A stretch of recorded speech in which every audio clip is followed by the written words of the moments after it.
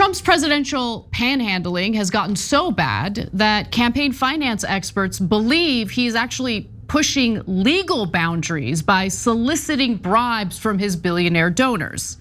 Now, as the Washington Post reports, as Trump closed his pitch at the Pierre Hotel, he explained to the group of donors why it was in their interest to cut large checks. If he was not put back in office, taxes would go up for them under President Biden, who vows to let Trump-era tax cuts on the wealthy and corporations expire at the end of 2025. And here's a direct statement from Trump. Here's what he said, according to the Post. The tax cuts all expire for wealthy and poor and middle income and everything else, but they expire in another 7 months, and he's not going to renew them, which means taxes are going to go up by 4 times, Trump said, exaggerating the size of the cuts. You're going to have the biggest tax increase in history. So in other words, give me more money, and in return, I will make those tax cuts for the rich permanent.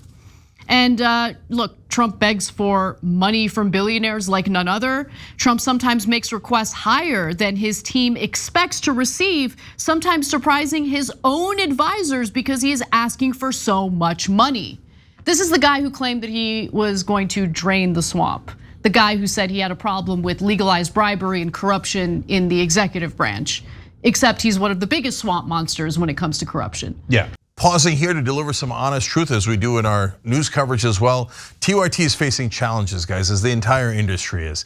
You know who could make the difference? You. If you hit the join button below, it's gonna make all the difference and keep us in business. We appreciate you, thank you. Look, why does the establishment hate Donald Trump? Because he's gonna break up this corruption? No, they hate him because in the corruption, you're supposed to serve the donors. The donors own the entire system. And Trump is saying, well, I'll do that, but also personally be corrupt. And I'll take a lot of the money and I'll funnel it to my properties and do all these different things. And Jared will get a $2 billion deal from the Saudis. And the establishment's like, no, you're only supposed to do systemic corruption, not over the top personal corruption. All the money comes to me, okay? Either way, it's massive over the top corruption. So look at Donald Trump. That's the problem with Donald Trump, is that he can't help saying what's in his head. So he goes to the donors. Earlier, it was the oil companies. He had oil executives over, and he told them, not only will I give you guys tax cuts, I'll deregulate. And I'll let you run wild, drill anywhere you want, violate any standards you want. So it's not out in public, they say the deregulation is for freedom. Behind the scenes to the donors, they go, yeah, give me millions of dollars, and I'll let you make billions of dollars by poisoning communities. What do I care? They're just stupid American citizens. They haven't bribed me at all. Okay, you guys can bribe me $1 million, $2 million. Now Trump is asking these donors in this last meeting, $25 million for lunch. No, it's insane. Okay, so. Okay, that's literal. Again, the begging for additional money is kind of amazing. And it goes beyond what typical politicians do, right? Typical politicians, yes, they're all soliciting donations. But the way Trump does it is kind of hilarious. So the Washington Post highlighted an incident in which Trump told a businessman who normally donates between $2 to $3 million that that's not enough money. Trump wants more. So he demanded $25 to $50 million instead from the same businessman. Yeah, and he said for lunch, my advisors are saying I should charge $1 million. He's like, no, I want to charge 25 million. But hold on, before you judge too harshly, there is one part of this that Trump is being rational about. He is telling these donors, and again, since he has verbal diarrhea, he just says it. He says, well, I'm gonna make you guys tax cuts that are worth billions of dollars. Remember, that all comes from us, because we have to pay extra taxes, extra fees, extra everything, right? And they're talking about cutting Social Security and we never get universal health care. It all comes from us. He's like, I'll just take the American taxpayer, those suckers and losers, and I'll give their billions of dollars to you guys. And then you give me 25 million, that's a bargain. He's not really wrong about that. That's why he in one dinner alone, it turns out it's true, he raised over $50 million in one fundraising deal in Florida, in dinner. And so he's just being more brazen about what politicians normally do. Politicians normally go, well, because the freedom that deregulation brings and all the drilling that is going to make America energy independent, I would love to get your campaign contributions. That's just a sophisticated way of saying the same thing Trump is saying. No, you're exactly right, Cenk. You're exactly right. In fact, I want to give you guys the numbers because Biden has outraised Donald Trump, even with Trump, demanding these massive donations from his billionaire donors. So as the Post reports, the Trump campaign and RNC reported that they jointly raised $76 million in April alone. About 25 million more than the Biden campaign said it raised across all of its committees in the same month. So Trump finally took the lead that month. Just that month though, yeah. Because when you look at cash on hand for both campaigns, Biden is still beating Trump and it ain't from small dollar donors. So Biden still had around $60 million more with cash on hand compared to Trump. Yeah, and in mainstream press always brags about that, like, oh, Biden's done a great job of raising money. And then when Trump goes and does these, they go, can you believe he's raising money by promising things to donors? Are you serious? You're humiliating yourself. Every politician is a low-level prostitute who goes around telling donors they'll do anything they want. So now Trump is a high-level prostitute, and if you're MAGA and you think he doesn't do corruption, you're hilarious. Yeah. Absolutely hilarious. So guys, think about this giant gift that Biden gives to Trump. Trump has taken $100 million from Sheldon Adelson twice. He's now passed away, but in 2016 and 2020, he took $100 million through his PACs, both times. Now he's begging Miriam Adelson for that kind of money, Sheldon's widow, right? Now, why doesn't Biden beat him up over that? You know what he gave Sheldon Adelson? He moved the embassy for him in Israel. He ended internet gambling online because Sheldon has casinos in Vegas that he wanted to force people to go to in person, right? He ended a corruption case that Sheldon Adelson had about bribery he did in China. And I can go on, and all of it is in my book, Justice is Coming. How come Biden never talks about that over-the-top corruption? It would actually hurt Donald Trump's populist credentials more than anything else would. Because Biden is also massively corrupt. Yeah, he's chasing that paper too. Yeah, and he's so corrupt, he doesn't want you to know about the corruption at all, even if it would hurt Donald Trump. But now they're desperate, so they're like, oh, can you believe what he said to donors?